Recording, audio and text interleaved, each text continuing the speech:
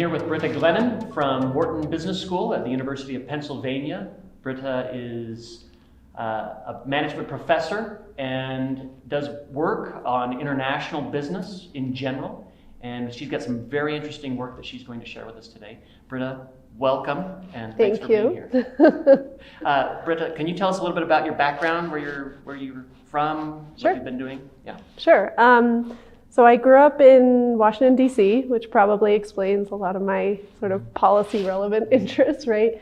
I did my undergrad at Cornell, where I studied economics and Chinese, actually. It is a great school. So I actually speak Chinese, actually. Oh, fantastic. After that, I actually worked in London for a couple of years, spent some time in Taiwan and China. So I've lived in quite a lot of places. Did a master's at Chicago, and then ended up doing my PhD at Carnegie Mellon, and then starting my job at Wharton. So I've taken kind of a little bit of a zigzag path across lots of countries and cities. Very international. Very strong international interests. Yes. And Chinese speaking. That's surprising. I didn't realize that. Not many, yeah, that's great. Not many blonde Chinese speakers. That's that right. is true. That's right. Yeah. Fantastic. Well, Yeah. before we begin, do you have anything we'd like to get to know you a little better? Do you have anything that you think is maybe unique about yourself, surprising, or any interesting stories you'd like to tell us? So the Chinese speaking is one of them. That's pretty right. Yeah. I also, have a very international background myself. So I actually have 3 citizenships: the U.S., the U.K., and New Zealand. So my mother's an immigrant. So you'll see that kind of comes into play in my research. Yeah. Yes. International background, international life, and then studying international stuff. So. Well, that's a great segue then, because we want to know. So you've got some really cool research on I love this research. It's on international workers, immigrant workers coming to the U.S., high-skilled workers. Yeah.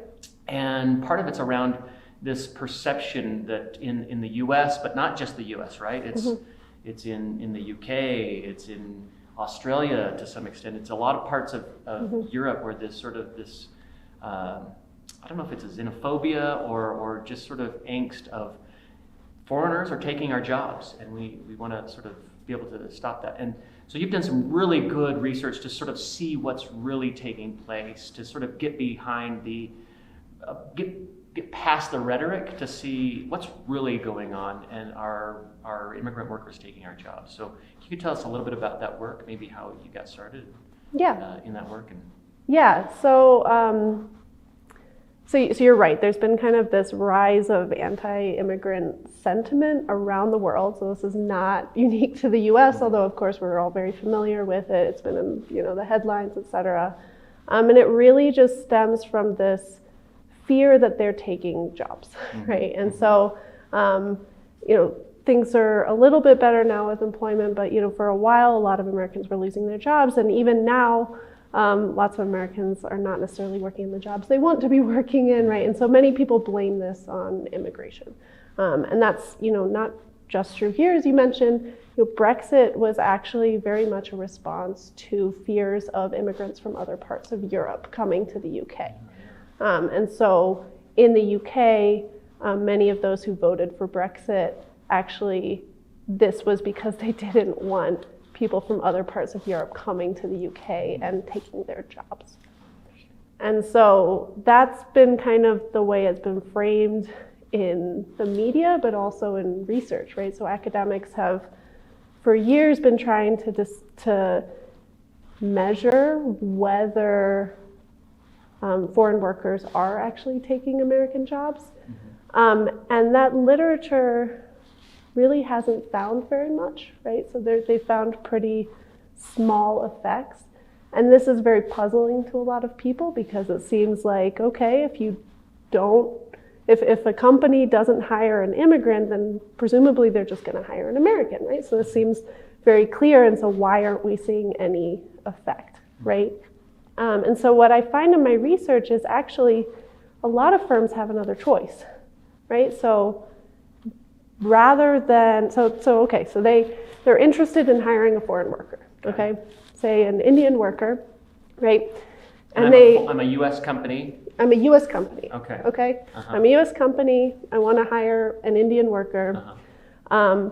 I apply for a visa for that Indian worker, and that visa is rejected. Okay. Okay. So what do I do? Yeah. Right. So traditionally, what people have assumed is, okay, I can't get that Indian worker. I'm going to hire an American worker. Yeah. What I find is that actually what a lot of firms will do is they'll hire that Indian worker in, for example, Canada. Ah. Because Canada has much more open immigration policies. Oh, interesting. And that Indian worker can do the same work for that company, right? It's just in a different location. Yeah. And so there's this whole other option that just hasn't been talked about. So essentially, we're losing a job. Yeah. So rather than jobs sort of being lost to foreign workers, we're actually losing a job to the U.S. where there's taxes that could be paid. Yes. And sort of residual benefits that come from having more Right. high-skilled workers in the workforce anyway. Right, exactly. I mean, we know, for example, from the literature that many of these skilled immigrants are more likely to produce patents, for example. And not only that, but they're more likely to, they come from a different background, they might have some different knowledge. That knowledge combined with an American worker's knowledge can create something really new and novel. And now they're in a different country, and so that's going to happen in Canada instead. Interesting. So now we're losing that sort of competitiveness factor. Yeah. I mean, one of the things that I think that has kept the U.S. so competitive for so long is that we have sort of had this policy of, we will take the top minds from all over the world and bring them here in a great environment. Silicon Valley is sort of known for this environment where you have people coming from all over the world, not just from California, but from all over the world to come produce and create amazing stuff. And if you're sort of saying, hey, you can't come here, you're saying it's not, those jobs aren't necessarily going to go to locals or Americans. They're going to go to they're going to keep those jobs, but they'll send it to Canada or India or China. Yeah. Okay. And so at least some of the rise of Vancouver and even Toronto as being sort of new tech hubs, maybe partially because of this, right? So instead of the best going to Silicon Valley, many of them are going to Vancouver instead. Or Silicon Valley in Chile. Silicon Valley, exactly, yeah. Or some of these other places that are sort of really sort of booming. Yeah, Okay, exactly. So this is so in general, would you say, what are some implications? I mean, if I'm a student trying to get a job, or if I'm a manager, what are the implications for me? What does this mean for students in America? What does this mean for managers as well? Well, for managers, it means that you kind of have an array of options when you're hiring, right? As a manager, you always want to hire the best, right? Yeah. And so the best might be an American, it might not be, right? If it's an American, that's easy, right? If it's not an American, then you have to think through your other choices, right? So your other choices maybe the second best is an American and they're going to do almost as good work, right? And then, okay. But it may be that maybe only the fifth best is an American, right? And then, so then you're really going to have to think about a change in strategy, and maybe you want to manage your team in another country instead, right? And so it is kind of a big strategic choice to make, but you also want to think about it not just in terms of this happening the one time, right?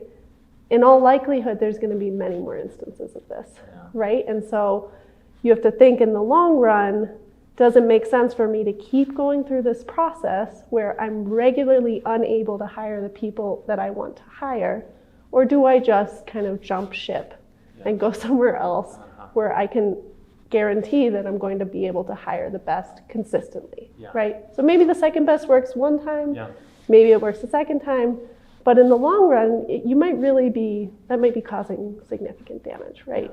And so you have to kind of think in the long run. And the other thing that I'll note is that these H-1B visas, which is the type of skilled visa that I'm talking about primarily, they're getting increasingly hard to get. How many are there available in the U.S.? So at the moment, there's 85,000 available per year, and usually you're getting close to 300,000 applications. Oh, wow. Okay. Yeah. So we're denying a lot of people to be able Denying. to. These are high-skilled workers. These are all high-skilled workers. Yes. Many of them have actually been educated in the U.S. Okay. So many of them are coming out of Harvard and Stanford and Chicago and Cornell, and and so. And it's interesting, I think, as a student, one of the things you may think is, okay, so if I now don't have to compete, my theory may be, oh, now I don't have to compete with those foreign students, so it's easier for me to get the job. But what you're saying is, guess what? You still have to compete with them, regardless. Yeah. They just may not be located in America. They may be, and so that job that maybe you weren't the best candidate for, but someone in the world was, so they're still in a global labor market, global competitive market, is going to go somewhere else. Yeah. And so whether the sort of, we're allowing high-skilled workers in the U.S. or not isn't going to affect your ability to get a job. No, I mean, and in fact, if you want more Americans to get these jobs, then that's really a question of education and skill training, right? Yeah. That's restricting immigrants is not going to make. Well, and if we've got more operations and we start growing operations in the U.S., then of course that's going to create more growth and more opportunities. Exactly. So in many ways, what I'm seeing in your research is, to some extent, and I may be pushing this research a little too far, but what I'm seeing is almost this research is saying, to some extent, we should be sort of encouraging more high-skilled workers coming into the U.S. because we'll all benefit from this. Absolutely, yeah. There's lots of research showing that immigrants create jobs, right? Okay. They're more entrepreneurial, right? And you get even spin-offs from larger firms, et cetera, right? And so this whole demand side of the story is actually a big part of it. Okay. Yeah. Thank you so much. Thank you. This was very helpful.